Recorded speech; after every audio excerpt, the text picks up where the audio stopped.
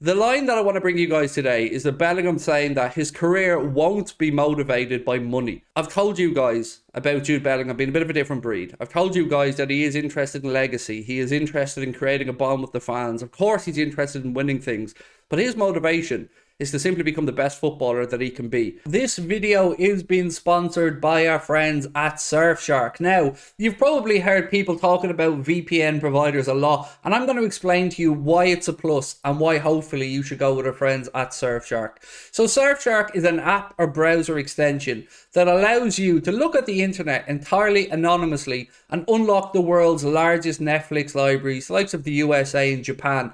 It also keeps you safe and secure from hackers. Let's imagine you're out and about, you're having a cup of coffee, you're in college, you're in the pub, something like that. They use industry-leading measures, uncrackable encryption, and the most secure VPN protocols to keep you safe and secure while you're having a look on the internet. Also, one subscription will run across all of your devices, meaning that there is no need to look elsewhere. One subscription, you got your phone covered, your laptop covered, whatever it is that you need.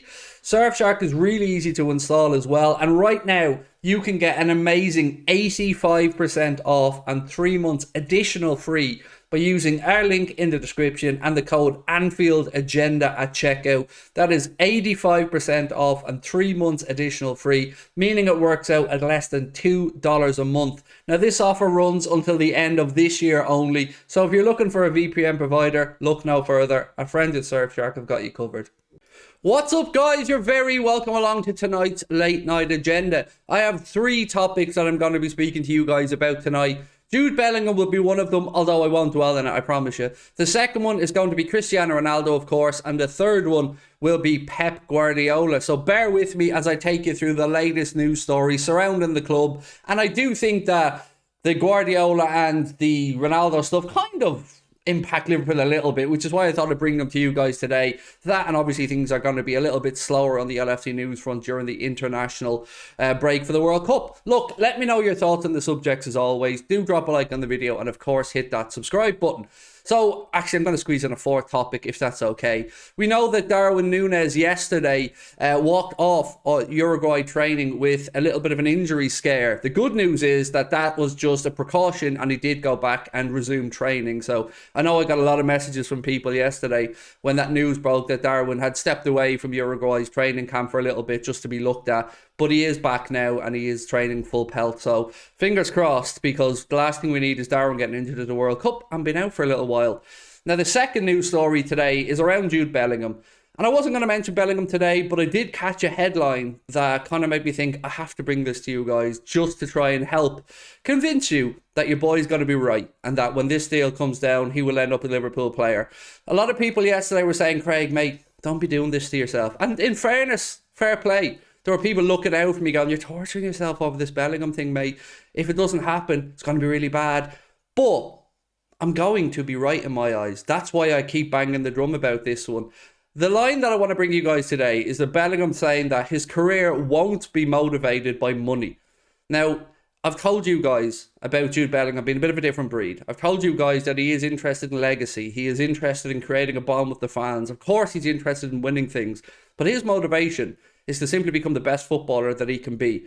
Wherever this dude ends up, and I think it'll be at Liverpool, he's not going to be short of money. He's going to be well compensated for his efforts, and he's not going to need to worry about the next stages of his life after football, because these days footballers earn a lot of money. So for me, if you take into account that the fee looks like it's too much for Madrid to stomach with what they want to do elsewhere, the fact that he's not going to be just motivated by money, you add in the Steven Gerrard comments, you add in the stuff from Henry Winter about I'm looking forward to seeing Bellingham at Liverpool next year, you add in the stuff yesterday on TV, one of the pundits, Alan Shearer, saying he could end up at Liverpool to be a good club from a Real Madrid. All these other things on top of what I'd said, what Bellingham said, and what the timeline of all this has been.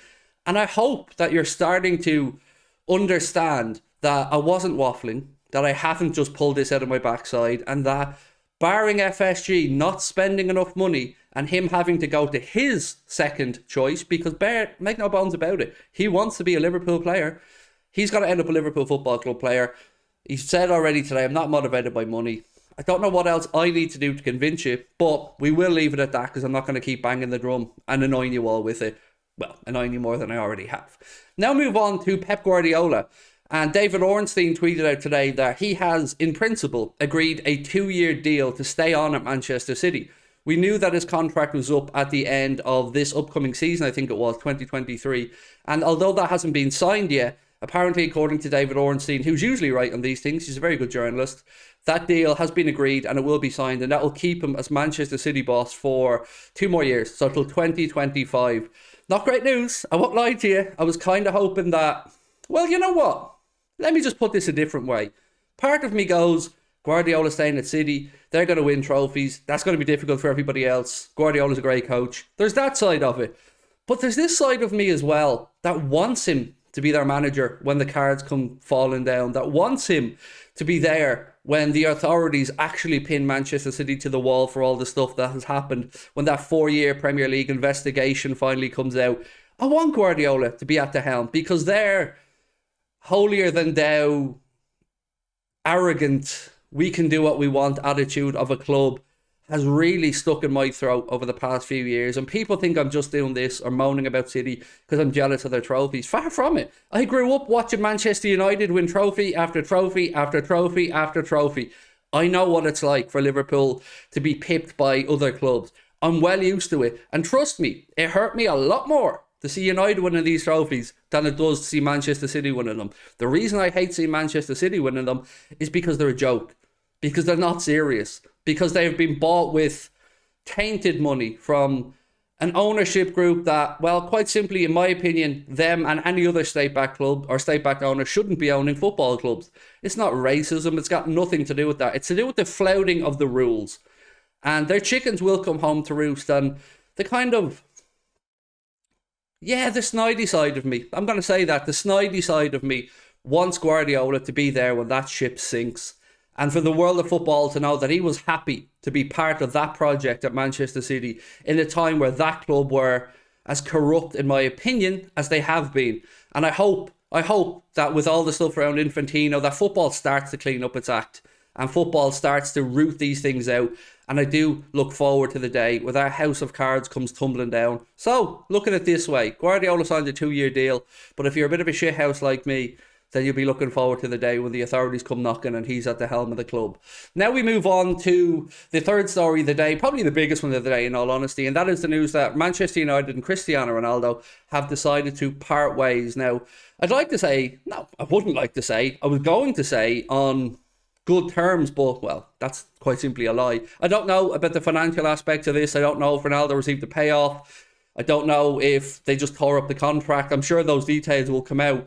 But it was the only end that could happen. United just need to draw a line under this as a club now and move on. United fans are sick of this, I'm sure, as well. A lot of them will have respect for Cristiano Ronaldo. A lot of them will have lost that respect for Ronaldo. But ultimately, United are in a decent position this season and their fans just want to concentrate on the football, which, let's be honest, is what we want to do as football fans in general. We don't like this noise around the outside. We're here to look at the football team, to concentrate on the football. But for me, sometimes, with Manchester City and stuff like that, you've just got to speak out when you're not happy with what you're seeing, or you've got to speak out when you feel like there are forces at play that are working on the dark side of it. And that's how I feel about Manchester City. I think Ronaldo's attitude has been, it's been shocking, but I can understand it. When you're the mindset of somebody that's that much of a winner, you're probably in a bit of denial that your own career is perhaps coming to an end. You're 37 years of age, you're not the player you once were.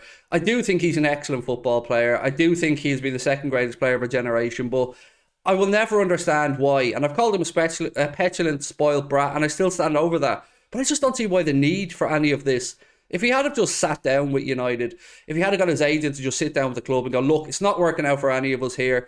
Let's just end this. Let's just let me go in January. I don't want any compensation. You guys don't look for a fee. We'll just go our separate ways. That probably would have been a whole lot easier. But look, that's it for me today. I'm going to be going over now to do a watch along of the France-Australia game. So maybe if you watch this quickly, you can come over and join me for that. But if not, I will see you guys tomorrow, same time, same place, with a little bit more Liverpool news. Talk to you then. Much love, my friends. Bye-bye.